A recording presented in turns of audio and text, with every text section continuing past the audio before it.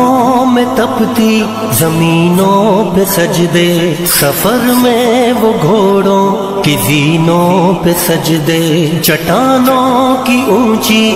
سارے ان گناہوں سے، ان ساری چیزوں سے بچنے کا ایک ہی بڑا طریقہ ہے کہ تہجد میں طویل تہجد پڑھیں۔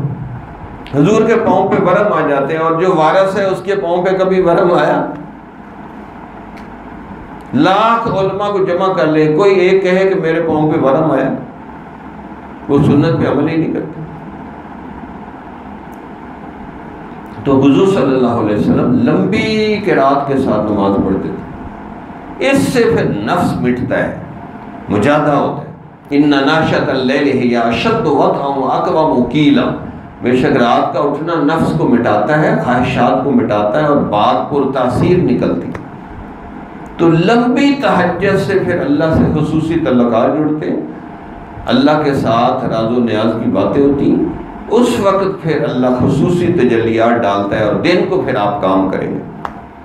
جو بندہ عالم ہو کے لمبی تہجد نہیں پڑھتا، اس کی بات بنتی نہیں۔ وہ جی کتنی تہجد، 2 نفل 4 نفل، میں نے کہا اس سے آپ کو کیا بننا، اتنے موٹے تازے ہیں، آپ تو 20 پڑھیں، 40 پڑھیں، 60 پڑھیں، کم از کم 12 تو پڑھیں، تو تب آپ کی چربی پگھلے گی۔ جب چربی نہیں پگھلی تو کیسے بات بنے گی؟ پاؤں پہ ورم کب آئے گا؟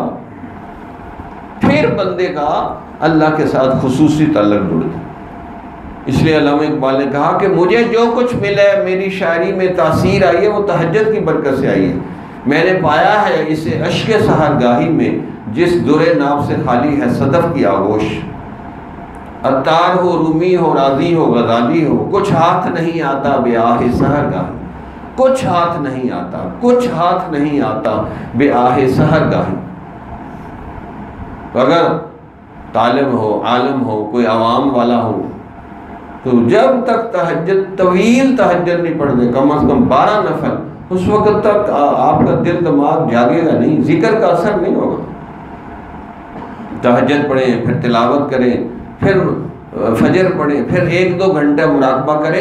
دھوپوں میں تپتی زمینوں پہ سجدے، سفر میں وہ گھوڑوں کی زینوں پہ سجدے، چٹانوں کی اونچی جبینوں پہ سجدے، وہ صحرا بیاباں کے سینوں پہ سجدے۔